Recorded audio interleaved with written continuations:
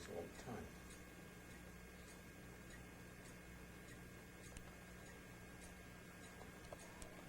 So basically, you left Hawaii in your B-54, B-24. B-24, and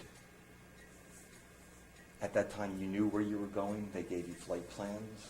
Well, we were in Hawaii on the beautiful island of Kauai for 10 days. They call the airfield around Marking Sands, and I think it might still be there. I'm not sure. But we were there for 10 days waiting for orders, and finally our orders came. And the order said we would now join the 494th Bomb Group, headquartered in Guam. So, you know, the B-24s in those days, even though they were the most advanced of planes, the 29s came a little later, their range was pretty limited. So to get out to Guam, we had to do a certain amount of island hopping. And if you recall, I said that our radar wasn't working. I was taking a lot of kidding about that. You know, when are you going to get it fixed? And they had told me in Hawaii that they couldn't work on it because it would ground the plane, and since we were waiting for orders, they weren't going to do that. So I had that in the back of my mind, and our island hopping was from Hawaii. We flew to a small Navy island called Johnston Island. Johnston Island was nothing more than an airstrip in the middle of the Pacific. It was amazing. That was it. That was the whole island, was one airstrip. It looked like a big aircraft carrier, in effect. So we landed there, and of course I went right to the radar shack, but that was too small. I had nobody there that knew anything about our radar. I'm still trying to get my radar fixed. So from Johnston Island, we then flew to the Marianas and landed at Eniwetok, which was one of the islands there. Many people heard Kwajalein because Kwajalein was had some testing done out in that area after the war. Mm-hmm. But and also I think there was a bigger battle fought in Kwajalein. But by the time we got there, the Marianas were ours. And we landed in Kwajalein, and they weren't big enough either to know what was going on with my radar. And finally, we landed at Guam. Guam was our group headquarters. And before I could ask anybody anything, I think we stopped for lunch. I can't recall where we slept overnight. I think we slept overnight in each of these places. Like there must have been an overnight in Johnston Island and an overnight in Utah. Without the radar, you were able to find these small little Well, that was places out in the really ocean? the navigator's problem. I see. Even though I was trained as a navigator, I Yeah. was not the navigator on my crew. I was a radar operator, so in effect I was flying along as an observer. But it really wasn't that hard because we had secured most of this area. They were able to use radio to home in on the various places. You know, navigation had reached a point where it was not very difficult to find these places. I mean, straight navigation was still being used. It was. We were flying in the daytime, so you didn't have to worry even about celestial, but we could have covered it with celestial too. But that was not difficult. It was almost like a lane that you had. You know, you followed like I-95. Yes. So we went out to Guam, where I figured we were group headquarters, so we maybe had the best bet. But they said no, and they gave us immediate orders to go out to the Palau Islands, which was now going to be our permanent or semi-permanent destination, and join the 867th Bomb Squadron, which was part of the 494th Bomb Group, which was part of the 7th Air Force. So I was now in the 7th Air Force. And we landed in the Palau Islands, and now this was going to be our semi-permanent until we moved up destination, and we were now joining our bond group. And I guess we were truly in the war now. We were in the war, and they gave us a pyramid to live in for the officers.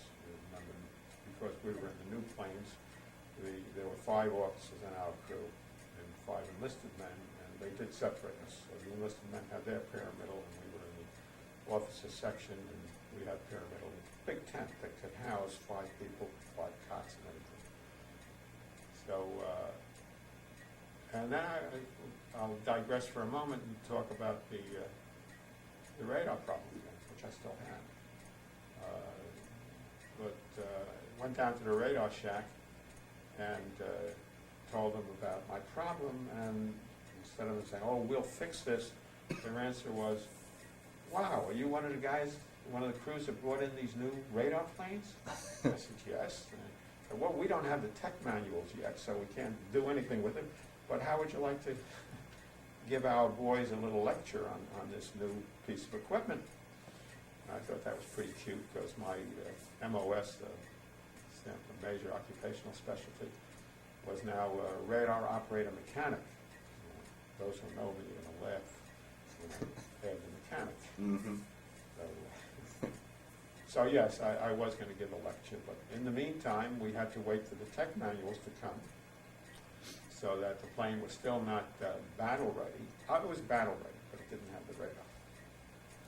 But the first night in the battle zone, here we were, a fresh crew, and they gave us the pyramidal, as I mentioned before, but it was the pyramidal of a crew that was shot down the day before. They also gave us their liquor ration.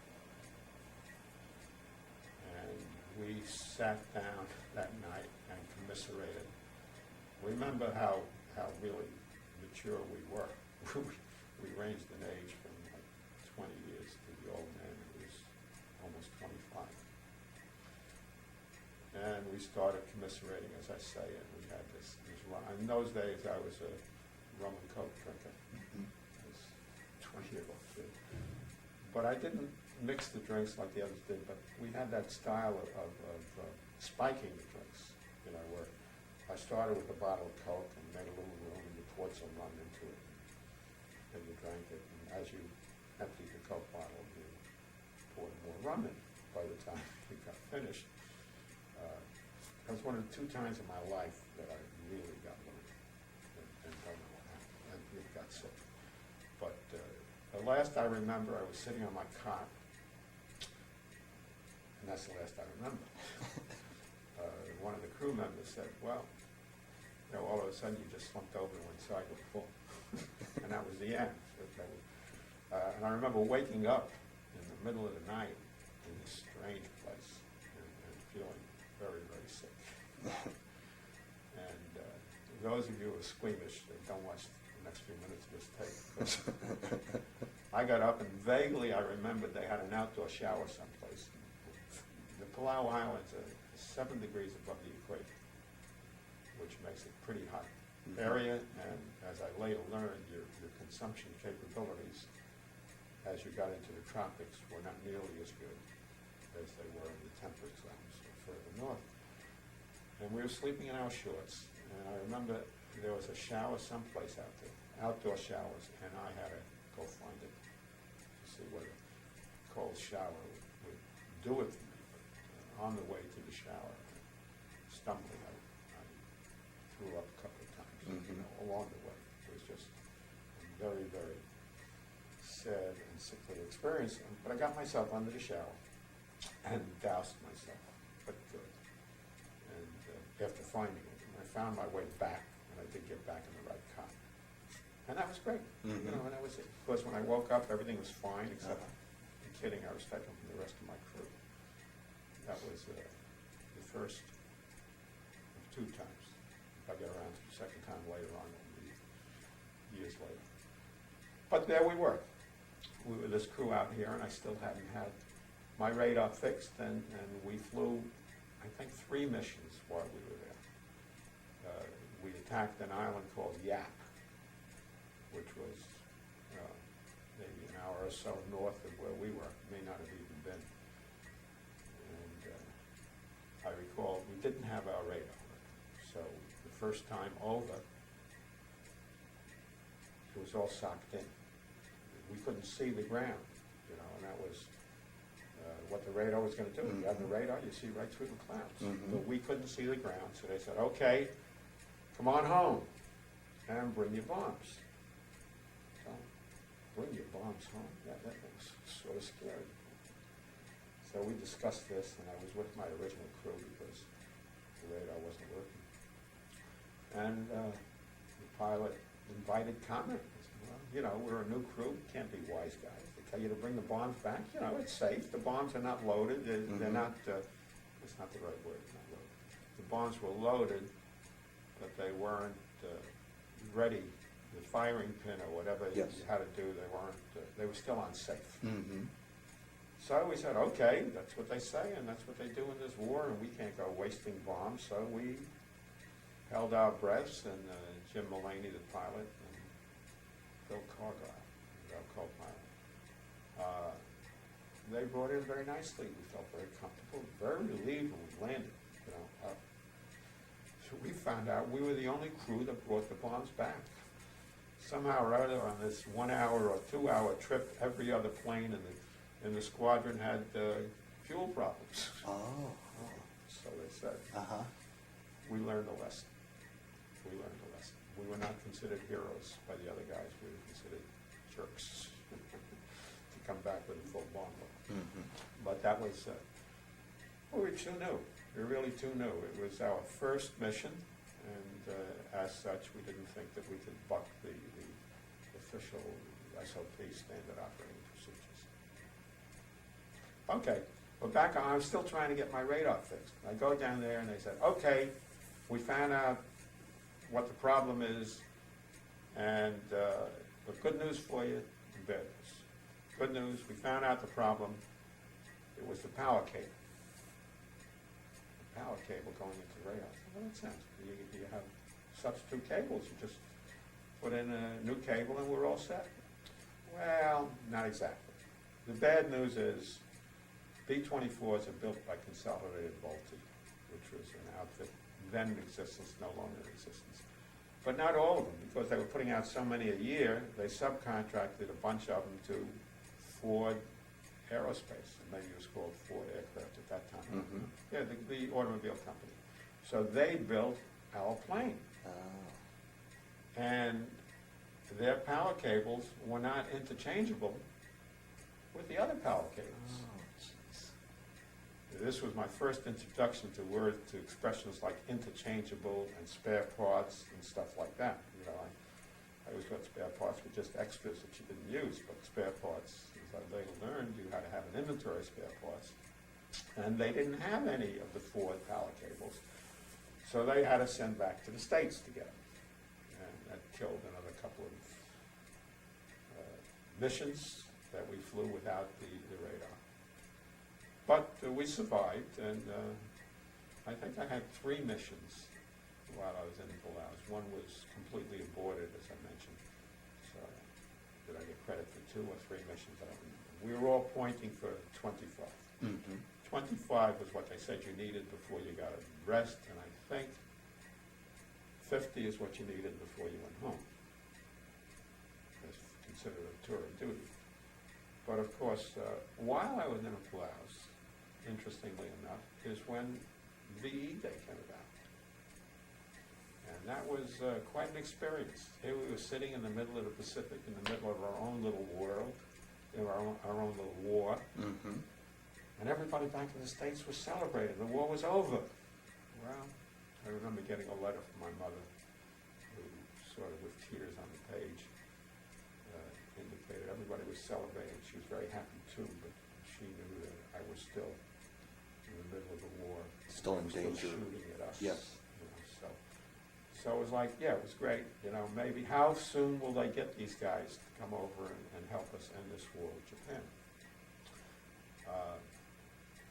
I have to tell one incident, as long as we're telling things about ourselves, that occurred while I was in the Palaus and before we moved out. We had taken our plane up for a practice mission, just to test out all the equipment, test out all the guns and everything else like that. And as the radar operator, we had, when you put the radar scope in, when you put the radar antenna in, you replace the ball turret, the belly turret. And of course, when you replace the belly turret, the plane had no protection underneath anymore. So they installed what they called a belly gun. .150 caliber that just shot straight down. And that was our protection on the underside. And that was my gun. Mhm. That was what I was responsible for. So now we were taking this plane up and we were going to test out all of the equipment, including all the armament on it. And flying over the water like this. And I had the belly gun. And when the pilot gave the word, okay, fellas, let's see how these things work. The belly gun was in a turret that was in the hatch underneath the B-24 was the door that everybody climbed in to get into the plane. Well, then you close the hatch, and it had this turret here that you put the .50 caliber into. So, okay, so I took it and put the .50 caliber in, and you have to picture this. I have to get up because I'm standing over this hatch over here, which is glass, but it's cross-hatch, Mhm. the turret. Mhm. But you can see the water, and that's all you're looking at is the water. Mhm. So we put the .50 caliber in, and I'm holding it. I said, okay, and I start to fire it. I fired like a couple of shots and move around the turret, and then I gave it a long blast, and the darn gun flew right out of the turret, Oh, geez. up in the air. Uh-huh. Now, and I'm holding it, and it comes crashing down, right through the glass and everything. And I'm straddling this thing, and I'm looking at the sea. Oh, I'm looking at the Pacific Ocean over there. Do you remember that movie with Victor McLaglen carrying a .50 caliber gun? And everybody said, how do you hold on to a .50 caliber gun with its recoil while you're shooting it? uh-huh. I gotta tell you, I held a .50 caliber gun and shot at least one bullet because there was a bullet hole right through the turret Is that right? as it was shooting up here. Uh-huh. And luckily, or whatever, I had let go of the trigger as the gun came crashing down. And there I am standing over this hole, Uh-huh. just about a hole. And I take a look over, and I hear my engineer holler, I'm shot. It was scary. Yes. And there he is huddled over in the bomb bay with the radio operator. And he says, it's enough you got, whether he pulled this line then or later, he says, it's enough you have to worry about the enemy shooting at you, but Mhm. your own crew. Well, what had happened is that a pellet from the Lynx had flown off and embedded itself in his foot. Oh. It didn't break the skin, it just sort of went in there. Yes. It must have felt hot when it hit. Mhm. So Yeah. we were a lot relieved. But there I am, holding this gun, afraid to move, looking around, help somebody. I don't know what I'm supposed to do now. Well, the bombardier, who was the armament gunner, who was the armament officer on the plane, comes over and put the thing back on safe, and we picked up the gun and we laid it off on the side. Could you have fallen through that hole into the ocean? Not really. No. You still had the metal struts there. Yes. But I have to tell you, it was a little eerie looking down at the water as the plane is flying and seeing just this metal down there. Uh-huh. It didn't, and we laid the gun at the side. And everybody's catching their breath, and I don't know whether my engineer ever forgave me. Right. Well, what the hell did I do? This isn't supposed to happen. No. So we land the plane, and we tell the people what happened, and the army people come out there, and what's their big concern? They thought I lost the gun. They thought it had dropped They out. thought I dropped the gun. Uh-huh. They were very relieved to see that the gun was still there. Well, what the hell happened? They figured out what happened, and I still don't understand this completely. Whoever put the turret into the hatch door put it in upside down. Brother. Upside down. How it even held it, I still don't understand. But the fact is, it held it for like one or two shots, but as soon as you went off for a burst of a couple, it just jumped right out of the turret. Yeah. Oh, boy. And it's scary. It was, You know? and you feel it was an honest mistake as opposed to someone. No one would Sabotage? sabotage. No. Yeah. No. There's nobody No. close enough to do No. it, No. but it was really scary. It's like, how could something like that happen? How could it even lock into place upside down? Upside down, right. But apparently it did, one way or another. I don't know if somebody forced it in, but that was a scary kind of incident. Definitely. Anyway, we survived that. We survived that, and they fixed up our radar, and now we felt like we were full-fledged warriors, soldiers, soldiers in combat, airmen in combat, whatever. And about that time, we got word that the whole squadron, the whole group, had orders to move up. You see, from the Palau Islands, we couldn't hit Japan. We weren't close enough for our range. The only planes that were able to hit Japan in those days were the B-29s, and they were flying from Guam to it. They had the range. We did not. So they moved up to Okinawa. There was still some fighting going on in Okinawa. It was not yet considered secure. But they decided that we had to get our airmen up to Okinawa so that we could start hitting Japan directly. Mm-hmm. The whole war was turning, and that was the next step, to prepare for the invasion. So we flew up to Okinawa, and I remember the date because it was very important that we pull a July 4th raid,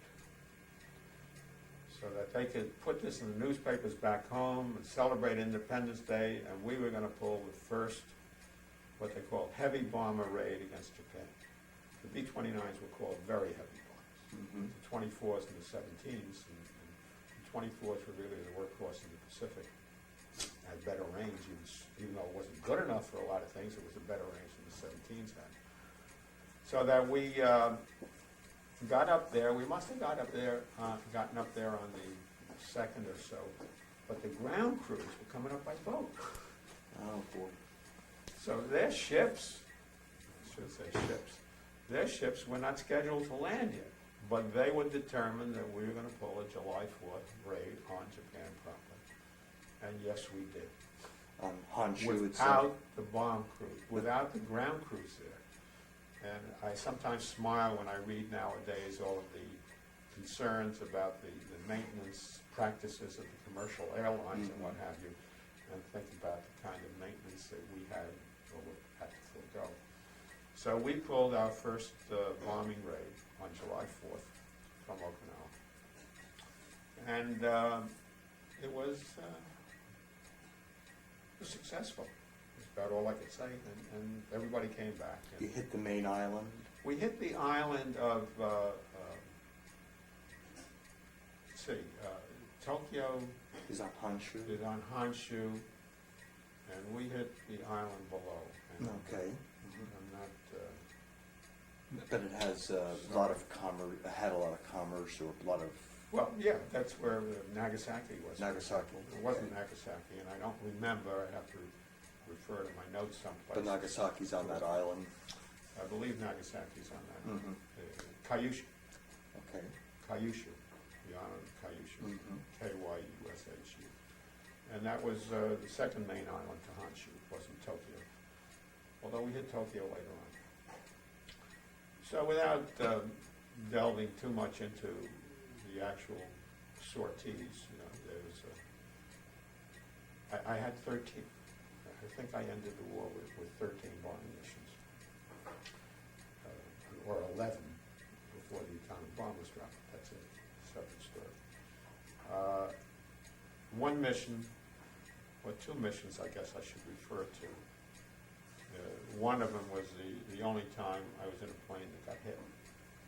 And that's a little scary also because we were flying over the target and we were hit by anti-aircraft land. And we looked out, and the two hits that I remembered, my notes say that we were hit 3 times, is one was hit on one of the wings, and it was hit underneath, and you could see, we saw later on, underneath that small hole, and it came out on top, a big hole. It like carries the metal right through it. Well, that was okay, except that that's where we folded the wheels in. The wheels would fold up right into the wings, and we weren't sure that we had one of our wheels. The other hit came up through the center of the plane, up through where the radio operator was would have been sitting, except he was manning one of the waste guns at the time that it happened. So lucky for him. Mm-hmm. So now we had to make this landing and discussing what happens if we would put the wheels down and we don't have a wheel, or it's busted, or what have you. And the procedure, if one of the wheels is gone or flat, is to try to shoot out the other wheel, so that at least you don't come down Even more. unbalanced. Mm-hmm.